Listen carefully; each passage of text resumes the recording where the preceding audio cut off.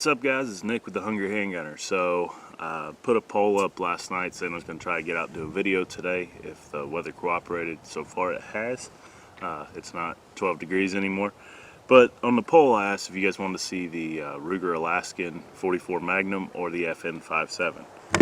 And 5.7 won. So this gun is infamous, famous. I'm not sure which one. I guess it depends on who you ask. So what you have is a 5.7 in diameter, 5.7 in diameter by 28 cartridge, bottlenecked.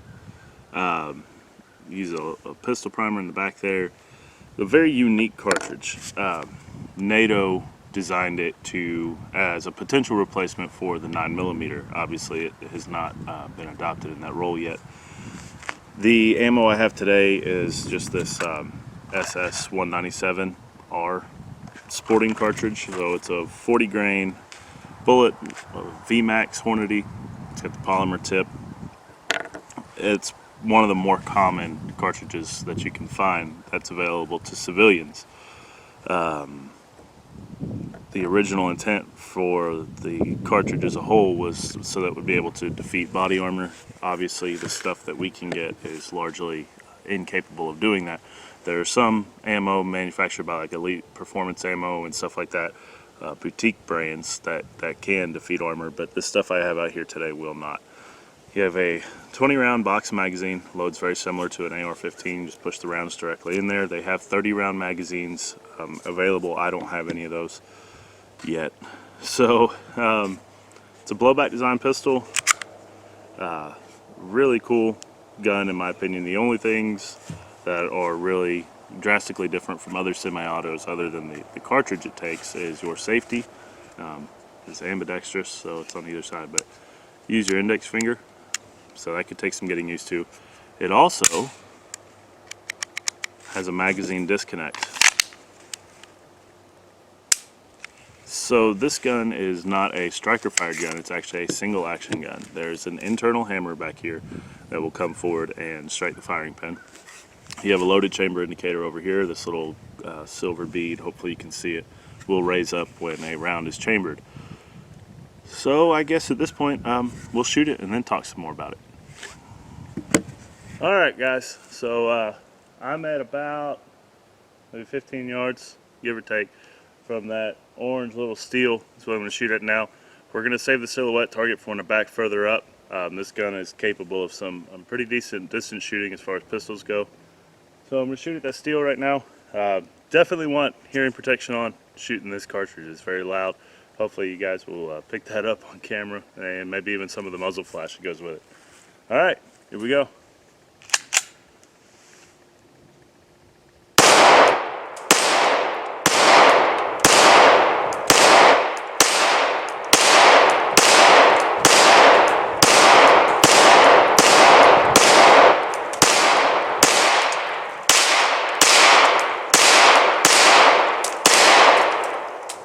And she's empty. So even for as much power that this cartridge has, it really does not have much recoil, so you're able to get those shots off pretty quickly. We'll go ahead and I'll do a side profile shot so you guys can kind of see what's going on. Alright, still about the same distance, 15 yards, 16 yards, something like that. The gun has quite a bit of muzzle flash, so if you're on any forums or anything like that, you've probably read that. It's also very loud. The recoil is very manageable, so we're going to shoot a little bit this way. Hopefully I can pick up some of that muzzle flash. Should have waited till it got a little darker, but this should be fun.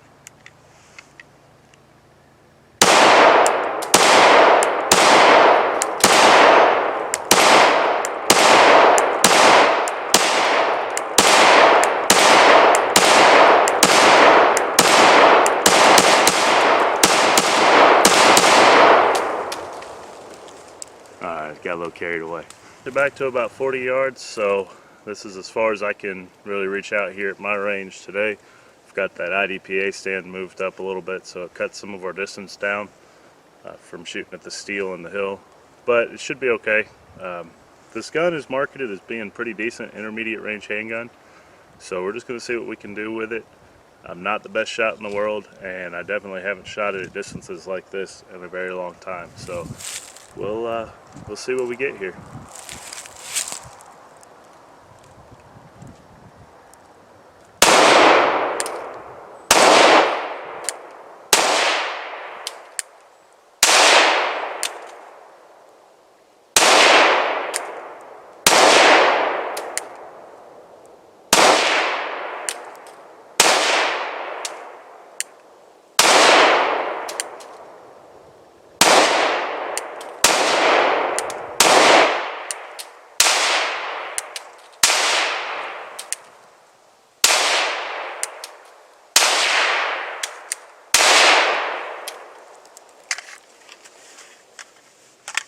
I can't tell.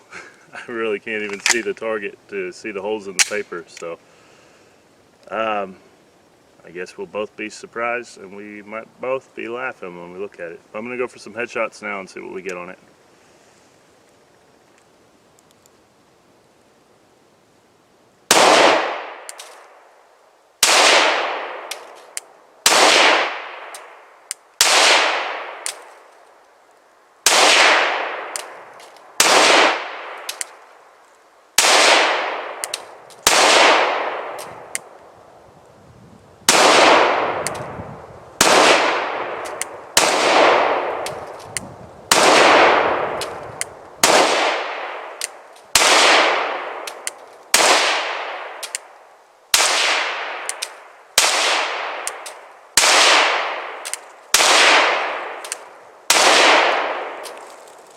Alright, I kind of split that mag 10 and 10, head and center mass.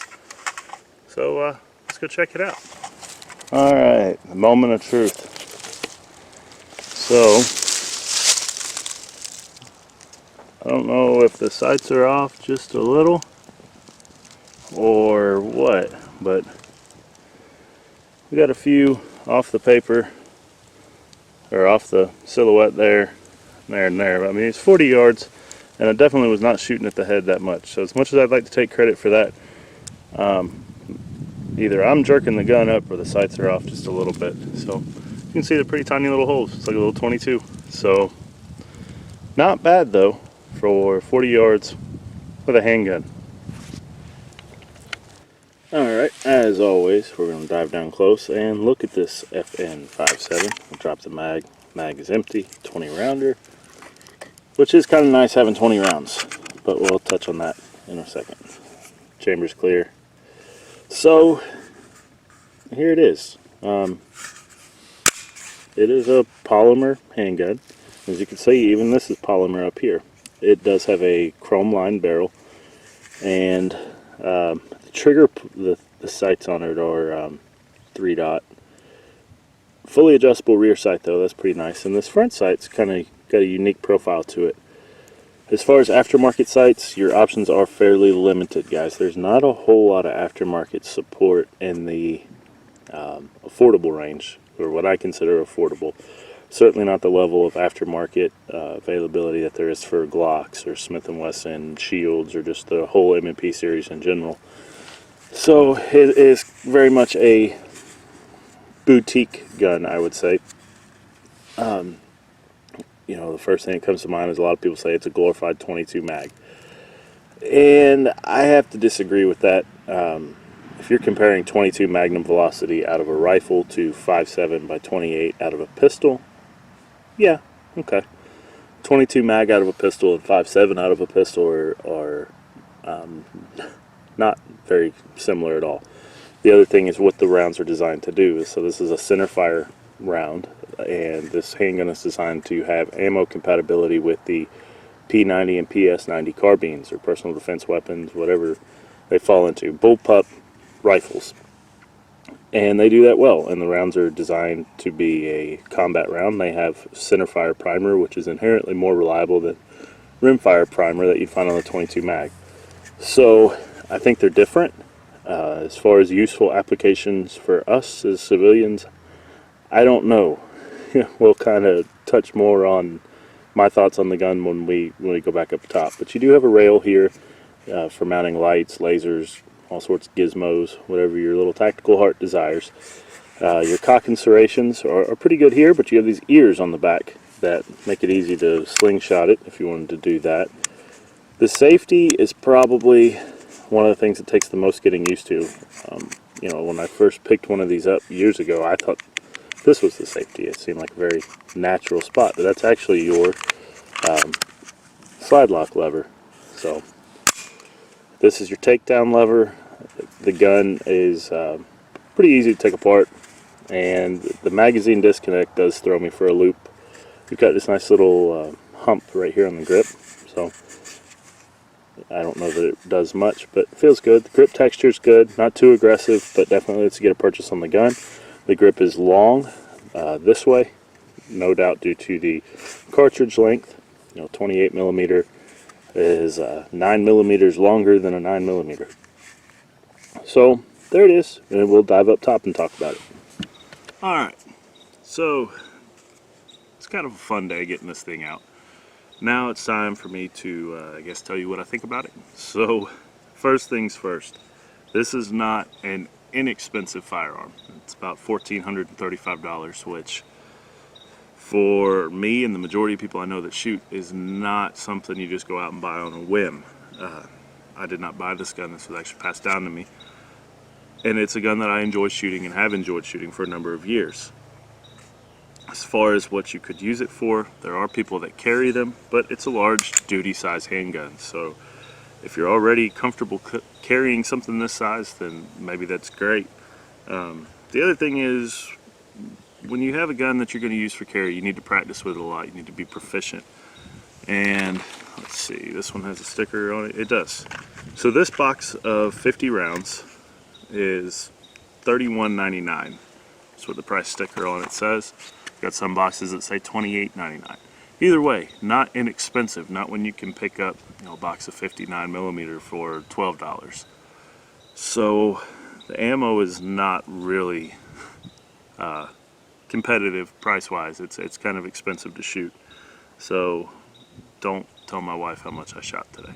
Anyway, so it's kind of expensive to shoot, and given the round availability for us civilians, or the price of boutique ammo that will do what the gun is designed to do, which is penetrate body armor and be an effective combat round, you know, it's one of those guns that's a lot of fun, but I can't recommend it. I'm not going to sit here and say this is what you need for home defense, because as you saw, the muzzle flash is pretty bad, and I don't know how much of the audio was picked up on camera, but the sound of the gun going off, the report, couldn't find the word, it is very loud, especially without hearing protection. So to recommend this as a home defense gun, you know, there's my CZ P09 in 9mm, which is a lot more affordable to practice with, holds 21 rounds of the mag plus one in the chamber. So it actually has this beat on mag capacity. It is a little bit bigger, but as a home defense handgun, you see where I'm going with this. The gun is awesome. I'm not going to say that it's not good quality-wise. I have had zero issues reliability-wise. It shoots well, it's accurate, it's fun to shoot.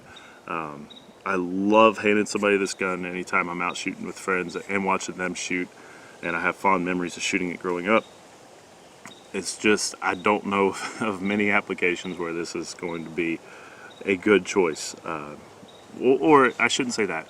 I don't think, it's not that the gun won't do the job, I just think there are so many more economical, easier to find ammo, accessories, night sights for options out there. So if you're on the fence about one of these and you decided you want one, you just want to know about the quality, get it. They're fun, the gun is great. If you came here expecting me to tell you this is what you need for your next concealed carry gun, I'm not going to do it, guys. I'm sorry. But the gun is great. I like a lot of stuff that FN puts out. The quality is just top-notch in my opinion.